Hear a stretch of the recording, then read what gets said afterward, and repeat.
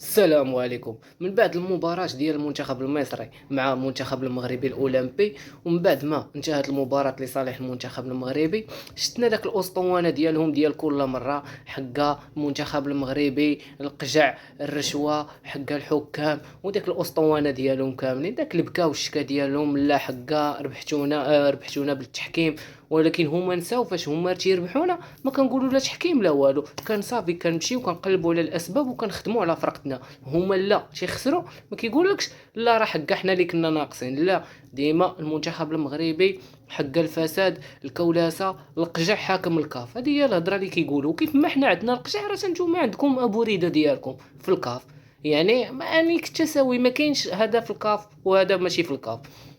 اليوم غنشوفوا ردة الفعل ديال اخواننا المصريين. كاينين اللي باركوا لنا ودواو زوين واعترفوا بالخساره، وكاين اللي وحلنا لهم هنا ما بغاش يدوز لهم. يلا ندوزو نشوفوا ردة الفعل ديالهم. منتخب مصر يا برنس الاولمبي النهارده كان بيلعب منتخب المغرب والحكم.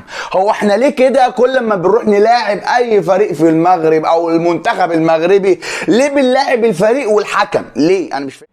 توج المنتخب المغربي بلقب كأس إفريقيا تحت 23 عاما للمرة الأولى في تاريخه، بعدما قلب تأخره بهدف أمام نظيره المصري حامل اللقب إلى فوز ب2-1 بعد التمديد. الحقيقة المنتخب المغربي بيحتفل وسط جماهيره وبنهنيه بدل المرة 1000 مرة. البطولة لم تخرج برانا، يعني احنا والمغرب اخوات واشقاء واصحاب واصدقاء وكل حاجة، فبنقول لهم 1000 مليون مبروك. يستحق سقفة مباركة من صديق مصري عنده روح رياضية كبيرة جدا للمنتخب المغربي. المنتخب المغربي يحقق لقب أفريقيا على أرضه وسط جمهور. الحقيقه ان انا اتكلم النهارده ان انا زعلان على خساره المنتخب المصري من المنتخب المغربي، في جزء من الواحد زعلان بشكل كبير جدا. والحقيقه ان انا اتكلم منتخب مصر يا برنس الاولمبي النهارده كان بيلعب منتخب المغرب والحكم.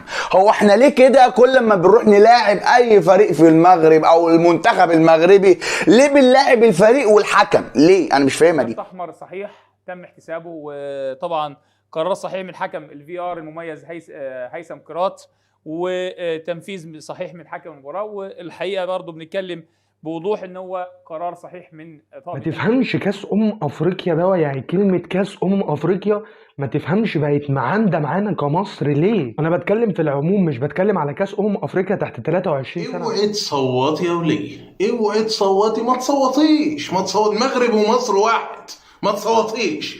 يعني انت المغرب فاز، نقول الف مبروك. ايوه المغرب ترجع لافريقيا بقوه. افريقيا بالمغرب والمغرب في افريقيا. ها الناس شباب، ها الناس اللي تخدم، ها الناس اللي تخدم هادو يخدموا. يحقوا الفرحة والسعادة.